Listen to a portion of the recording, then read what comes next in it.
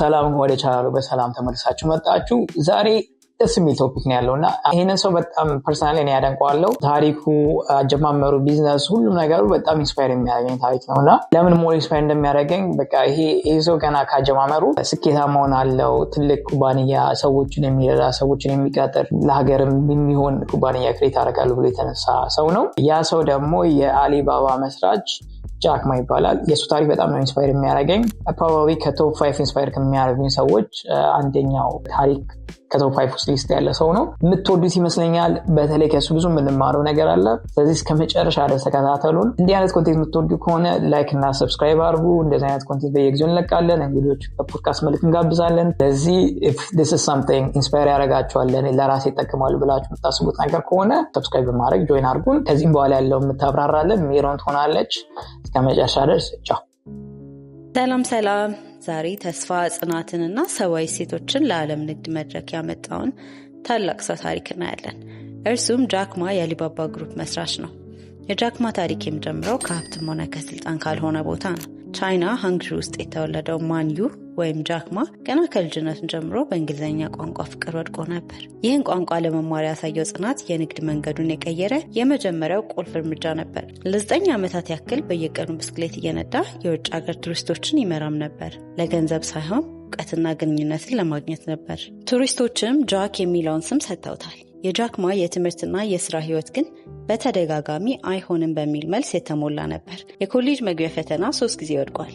ለፖሊስ ስራ ሲያመለክት ውድቅ ተደርጎበታል። ከሁለቱ ሙከራዎች በኋላ በ1999 ዓ.ም አሊባባ ተመሰረተ። ጃክ ማ አሊባባን ሲመሰርት ንግድ ማለት ገንዘብ ማግኘት ብቻ አይደለም የሚል እምነት ነበረው። ዓላማውም የትም ቦታ ለትንንሽ ንግዶች ስራን ቀላል ማድረግ የሚል ነበር። ይህ ራዕይ ተራ የንግድ ስትራቴጂ ሳይሆን ሰውን ማዕከል ያደረገ ፍልስፍና ነበር። ጃክ ማ ንግዱን በ3 ቅድሚያ በሚሰጣቸው ነገሮች ላይ አቁሞታል። በመጀመሪያ ደንበኞች፣ ሁለተኛ ሰራተኞች፣ በሶስተኛ ደረጃ ባለአክሲዮኖች ወይም ሼርሆልደርስ ነበር።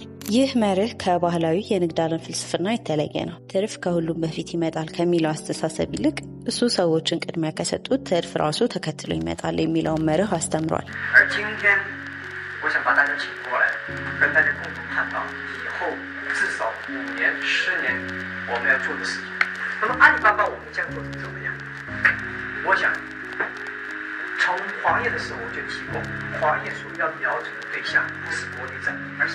የደንበኞችን ችግር መፍታትና ከሚጠብቁት በላይ አገልግሎት መስጠት ዋናው መሰረት ነው። አሊባባ ትንንሽ ሻጮችን ከትልልቅ ኩባንያዎች ጋር እኩል እንዲወዳደሩም እድል ፈጥሯል። ጃክ ማ ሰራተኞችን እንደ ወሳኝ ሀብት ይመለከታቸዋል። እኔ የማገኘው ብልህ ሰዎችን አይደለም፣ ብልህ ሰዎች አብረው እንዲሰሩ የሚያስችለኝን መንገድ ነው ይላል።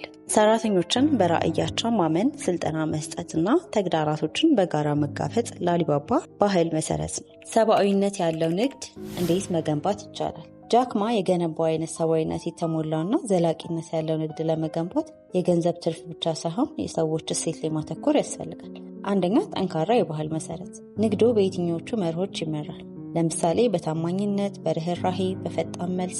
አሊባባ በአንድ ወቅት ከባድ ውድድር ሲገጥመው ውድድርን ያሸነፈው በዝቅተኛ ዋጋ ሳይሆን ሰራተኞች ላይ ባለው መንፈስና ለደንበኛ ባለው ታማኝነት ነበር። ውድቀቶችን በግል ከመውሰድ ይልቅ በቡድን የመማሪያ ዕድል አድርጎ ማየት። ሰራተኞች ስህተት ቢሰሩም የሚደገፉበትና የሚያድጉበት አካባቢ መፍጠር። እንደዚህ አይነት አስተያየቶች እንዲደርሷችሁ ኮሜንት፣ ሼር፣ ላይክ ማድረግ እንዳይረሱ።